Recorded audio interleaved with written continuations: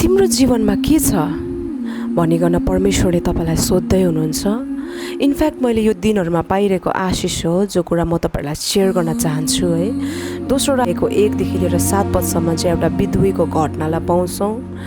उसको घरमा चाहिँ ऋण है, अनि उनको 2 जना छोरालाई चाहिँ साउले आइकन चाहिँ लैजान लागेको त्यो दुःखको अवस्थामा चाहिँ एलिसा अगमवक्ता कहाँ जाँदछ अनि आफ्नो दुःखलाई पोखाउँदछ।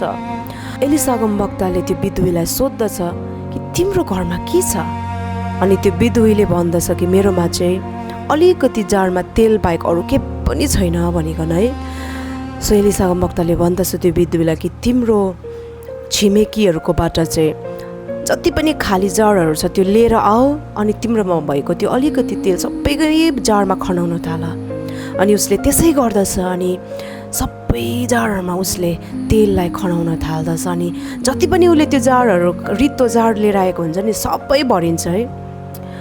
अनि एलिसा अगमवक्ताले भन्दछ ल अब तिमी यो गएर बेच, अनि बेचिकन चाहिँ तिम्रो सबै ऋणहरू तिर, अनि उब्रेको तिम्रो जति पनि पैसा छ त्यो पैसाले तिमी जीविका चलाऊ भनिकन। अनि त्यहाँनिर चाहिँ एलिसा अगमवक्ताले तिम्रो घरमा के छ भनेर चाहिँ सोध्दछ है। सो सेम कुरा आज हाम्रो जीवनमा परमेश्वरले सोध्दै हुनुहुन्छ, तिम्रो जीवनमा के छ भनिकन। अनि यहाँनिर एउटा 2टा मिठो कुरालाई चाहिँ मैले पाउन सकेँ क्या। त्यो कुरा चाहिँ म तपाईँहरूलाई सेयर गर्न चाहन्छु है। उसको त्यो ऋण पनि तिर्नको लागि पुगेको छ, अनि उसको जीविका पनि चलाउनको निम्ति त्यहाँनिर चाहिँ पुगेको छ है। सो आज हाम्रो जीवनमा धेरै प्रकारको स्ट्रगलमा सायद आज हामी छौँ होला।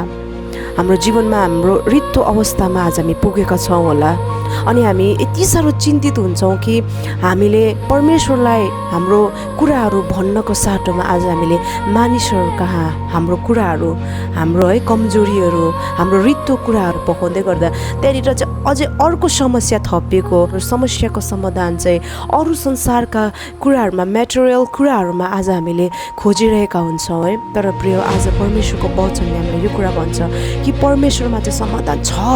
परमेश्वरले चाहिँ अचम्मको काम गर्न सक्नुहुन्छ।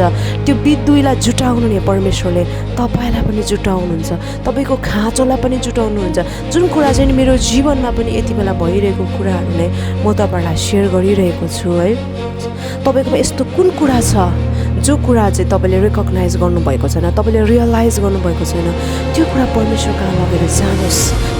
अनि प्रभुलाई भन्नुहोस्, प्रभु मेरोमा यो कुरा छ प्रभु, म तपाईँलाई दिन्छु। अनि परमेश्वरले त्यही कुरालाई युज गरिकन परमेश्वरले तपाईँको समस्याको समाधान परमेश्वरले गर्नुहुनेछ, अनि परमेश्वरले तपाईँलाई चलाउनुहुनेछ ताकि तपाईँको जीवनबाट ठुलो परमेश्वरको लागि गवाई बनोस्, अनि परमेश्वरको चाहिँ महिमा भएर गएको होस्।